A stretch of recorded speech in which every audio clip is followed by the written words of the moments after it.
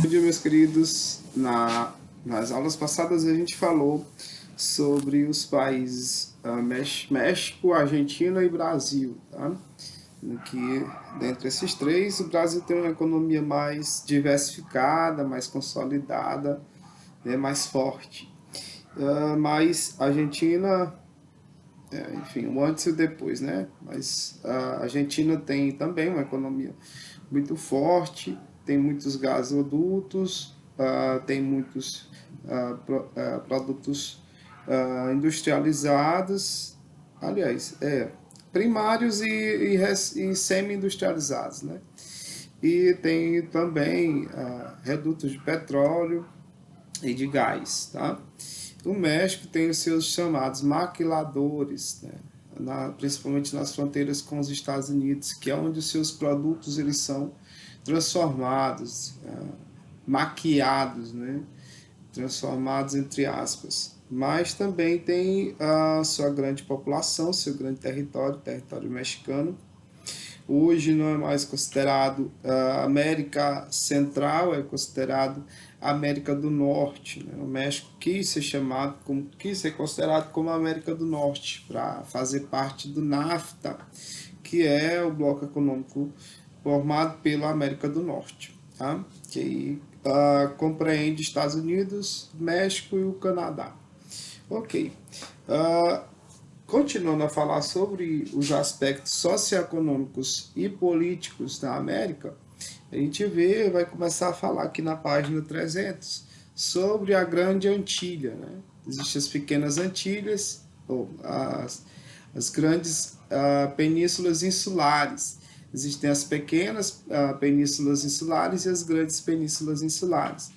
Uma dessas maiores penínsulas insulares, quando a gente fala insular, pessoal, a gente está falando em ilhas, tá? Ilhas. E aí essa grande ilha, essa grande insular, Cuba, né? Uma das maiores ilhas aqui na América Central, né? Ou a maior ilha da América Central. Ok, Cuba, né? Na página 300, seu território, população e seu clima. Né? Ela possui um clima bem equatorial, até porque a linha do Equador está passando bem próxima. Apesar disso, sofre muita influência da maritimidade, da continentalidade, né? Maior aproximação do mar e o distanciamento do mar. Mais para o centro, né?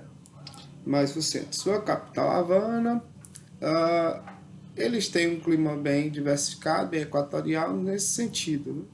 As cidades mais próximas do mar têm um clima mais ameno, né? E as mais distantes têm um clima mais quente, por ser equatorial, a gente já sabe. Tem o seu IDH é 0,769, tem em média aí 4,63 mil nascidos, né? Então, ou seja, a cada 1.000 nascimentos, cerca de 4,4 mortes, né? 4 mortes a cada 1.000 nascimentos. É baixa a taxa de mortalidade. Ok. Com relação a Cuba, deixa eu lembrar, são pouco mais de 6 milhões de habitantes. Se for comparar com o nosso Maranhão, a gente tem mais habitantes que Cuba. Mas como é uma ilha que tem aí cerca de 110 mil quilômetros quadrados, e a população até que é densa, né? Até que é populosa, porque o território é pequeno e a população é grande com relação ao tamanho do território, né? O nosso Maranhão ele tem aí mais de 1 milhão de quilômetros quadrados. E, enfim, a Revolução Cubana. Na década de 60, começou aí essa Revolução Cubana. Estava no poder o Fulgêncio Batista, um ditador patrocinado pelos Estados Unidos, né? Estava no poder. E aí o chamado Ernesto Che Guevara, ele programou um golpe para a tomada do poder. Primeiro não deu certo, Ele foi exilado. Quando, ao receber o exílio, ele volta a Havana, né, volta a Cuba e dá esse golpe com mais de 80 homens. 83 homens saiu do porto de Tuxpan, no México. Entre eles o Che Guevara e o Camilo Cienfuegos. Eles deram esse golpe lá, derrubaram o governo do derrubaram o governo do Fulgêncio Batista e tomaram o poder, tá? Isso aí na década de 1956 aconteceu essa Revolução Cubana. Então sai de um governo capitalista e entra para um governo comunista, né? Cuba hoje é um exemplo do comunismo na América Latina, tá? E aí a gente já sabe, né? Apesar de ser famosa pelos seus charutos, apesar de ser, acho que só isso mesmo. Ela é famosa pelos seus charutos. É isso, não tem nem o que lembrar mais. Deixa eu ver. Só é famosa pelos seus charutos.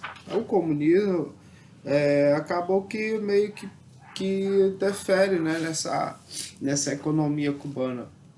E aí o governo ele estatizou as empresas, né? Existiam empresas privadas, principalmente lá de empresários dos Estados Unidos. E aí o governo, quando promove essa revolução cubana, essa revolução comunista, ele toma as empresas, né? Isso é chamado de estatizar, tomar uma empresa privada para torná-la do governo. Ok. A Cuba ficou conhecida por várias interferências da União Soviética, principalmente na chamada Guerra Fria, né? Após 1945, quando termina a Segunda Guerra Mundial, começa a Guerra Fria, que aí tem como os dois lados os Estados Unidos, o lado capitalista, e a URSS, ou União Soviética, né? O URSS quer dizer União das Repúblicas Socialistas Soviéticas, no bloco socialista, né? Comuno-socialista. Ok. E aí, em 1961, os Estados Unidos rompem, né, essas relações. Aconteceu a invasão na Baía dos Portos, onde os Estados Unidos mandou como se fosse matadores de aluguel para matar o Che Guevara. Não conseguiram. E aí, durante a Guerra Fria, houve a chamada crise dos mísseis. Perdão. A crise dos mísseis, onde a União Soviética mandou mísseis para a ilha de Cuba, apontadas para os Estados Unidos, e os Estados Unidos apontaram mísseis lá onde hoje é o Estreito de Bering, que fica lá entre os Estados Unidos e a Rússia, hoje atual, e quem lançasse primeiro, quem atirasse primeiro, sofreria, né? Poderia ser que o mundo todo fosse destruído, porque eram mísseis nucleares. Mas, graças a Deus, interferiu, não houve essa desgraça, né? Não houve essa guerra direta. Por isso o nome Guerra Fria, não houve conflito direto entre a União Soviética e os Estados Unidos. Me esqueci agora do nome do carinha lá que teve a ordem de atirar e ele não atirou. Depois eu vou lembrar para vocês. Olha só. Enfim, né? A Cuba veio sofrendo embargos econômicos dos Estados Unidos. Embargo econômico é quando os Estados Unidos dizem, ninguém vai comercializar com Cuba. Quem comercializar com Cuba, os Estados Unidos vai deixar de comercializar, vai deixar de comprar seus produtos. E aí ninguém é doido de se interferir, né? Nem a própria ONU interfere nos embargos econômicos. Em 2016, em 2014, quando o Barack Obama ele chega ao poder, aqui na página 305, ele interfere nisso. Ele já diminui os embargos a Cuba, ele visita Cuba pela primeira vez, o presidente dos Estados Unidos vai visitar Cuba, enfim, vai melhorar lá, vai retirar alguns embargos econômicos. Hoje lógico, Che Guevara morre, depois Che Guevara assumiu Fidel Castro. Quando Fidel Castro morre, assume o Raul Castro, atual presidente dos Estados Unidos, né, nos dias atuais. E aí, hoje o Raul Castro continua com a ditadura comunista lá na ilha de Cuba, tá? E aí o que a gente vê é que o retrocesso, né?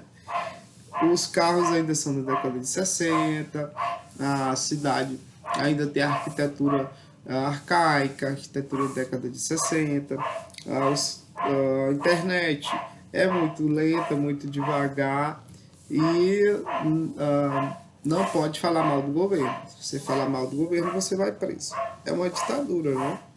Não pode falar mal do governo, não pode criticar o governo. Ok. Olha só. Na página 306, a gente já vê os outros países latino-americanos, como o Paraguai. Né? O Paraguai tem uma história muito interessante com relação ao Brasil, porque foi quem se envolveu com a gente em 1864, se envolveu na guerra do Paraguai. Né? O Paraguai ele queria o domínio lá do Rio da Prata, e aí ele se envolve na guerra contra o Brasil, Argentina e Uruguai, né? Chamado Tríplice Aliança. O Brasil formou essa Tríplice Aliança para combater o Paraguai. Que foi essa Tríplice Aliança? Está lá na atividade te perguntando. Foi a união aí do Brasil, da Argentina e do Uruguai para combater o Paraguai nessa guerra, né? Foi preciso porque os exércitos não vou falar pelos outros países, mas o Brasil não tinha um exército formado, assim, um exército naval, né? Foi a partir daí que a nossa marinha começou a se desenvolver, tanto que na época estava recrutando até jovens de 15 anos, 15, 16 anos, na época para poder ter essa batalha naval, né? E aí a marinha começa a se desenvolver a partir daí. O Brasil não tinha uma marinha desenvolvida, uma marinha bem forte, né? O interessante do Paraguai é que eles compartilham com a gente do nosso Pantanal, que lá eles chamam de Chaco, né? Que é na língua Quichua, que é a língua dos antigos indígenas que viveram lá, é chamado de lugar da caça, a palavra Chaco, lugar da caça. Tem uma grande diversidade de fauna e flora, né? De plantas e de animais. O nosso Pantanal, a gente lá compartilha com eles. Eles têm pouco mais de 6 milhões de habitantes, o território tem pouco mais de 406 mil quilômetros quadrados. Então é denso, porque é pequeno, né? Pequeno território e se comparado com... não é denso não, é pouco denso. É denso, tá aqui na página 309, só a capital, Assunção, é a mais povoada, né? A mais densa. E o restante o restante do território é bem abandonado, olha só. Aqui na capital até eles destacaram bem preto, bem negrito.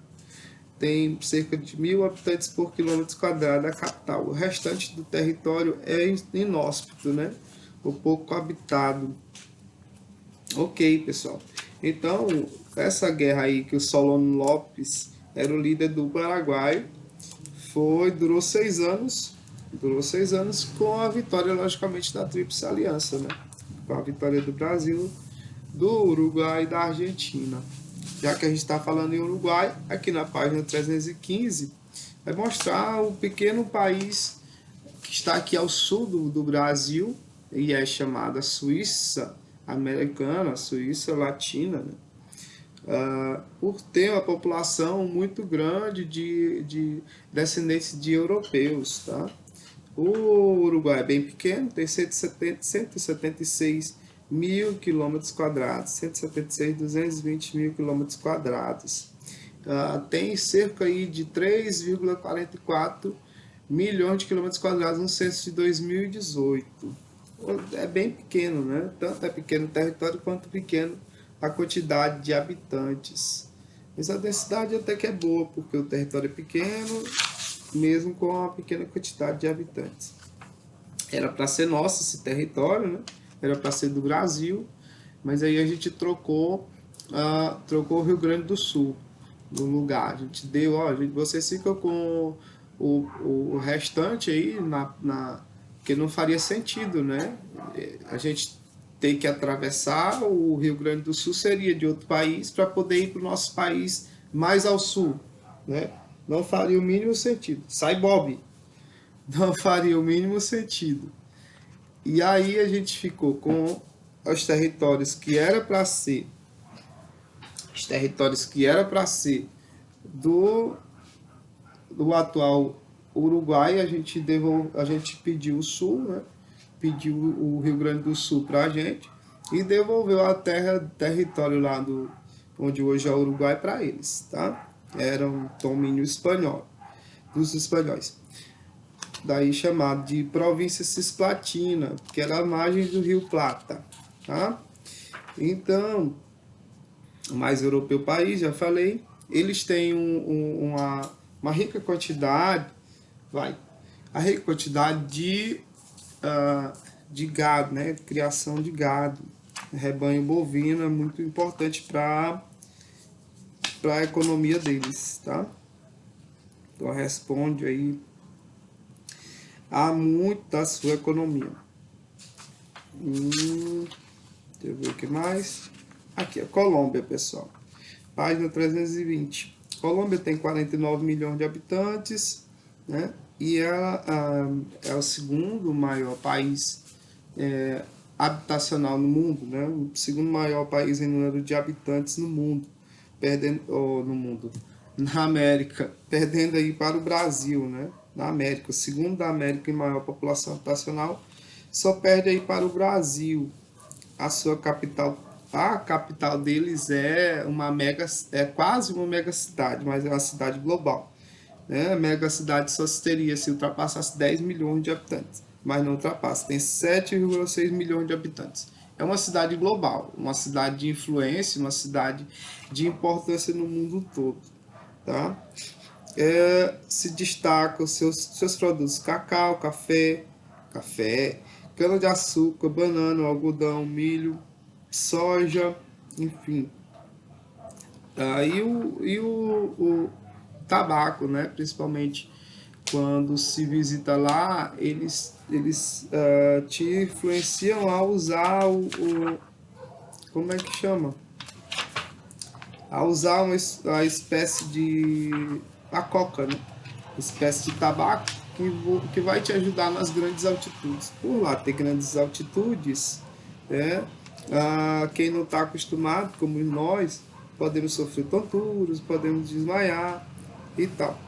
E aí eles nos oferecem esses produtos para não poder desmaiar, não poder passar mal. Olha, subdividido em várias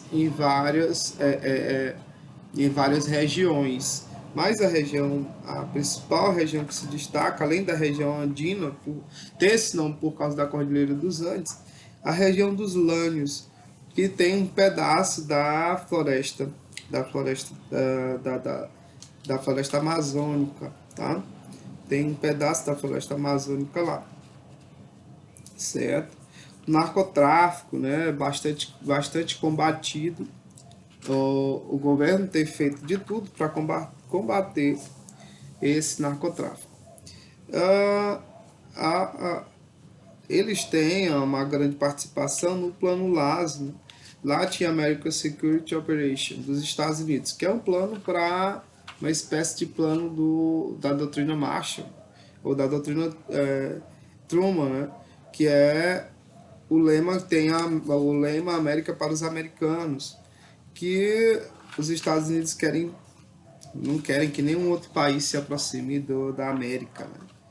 O Brasil é estratégico, a Colômbia é um país estratégico também. Eles não querem que as Farc, não querem que o narcotráfico domine a região, porque aí eles vão perder o seu domínio, né? E eles querem que, logicamente, a gente continue, né, com esse comércio com os Estados Unidos, continue com essa influência pelos Estados Unidos. Ó, aqui na página 330 está mostrando a América Central Continental.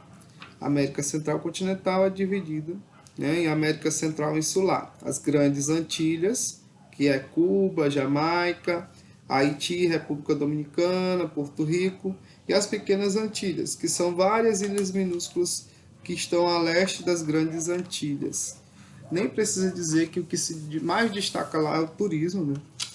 O turismo, as pessoas vão muito para essas ilhas, são ilhas muito limpas, são ilhas com um potencial turístico muito grande, tá? Todas elas eram domínios espanhóis, né? Fora a todas elas domínios espanhóis. Só mesmo o Brasil foi o domínio português e aí escapa a Guiana Francesa, o domínio francês. Mas não estamos falando de América Central, né? Já falando mais de América no sentido geral. Ok, pessoal. Agora eu peço para vocês que façam essa atividade da página 339 até a página 342. 339 até 342. Até a próxima. Tenham um bom dia.